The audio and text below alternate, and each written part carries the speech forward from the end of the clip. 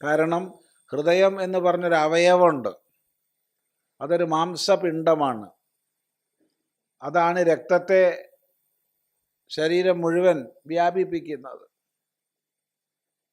അതുകൊണ്ടാണ് അതിന് ഹൃദയം എന്ന് പറയുന്നത്. ഹൃദയ, ഹൃഹരണേ ദാനേ യാ പ്രാപണേ.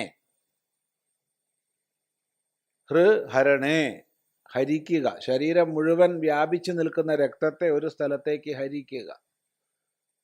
എന്നിട്ട് ദേഹം മുഴുവൻ അതിനെ പമ്പ് ചെയ്യുക, ദേഹം മുഴുവൻ എത്തിക്കുക.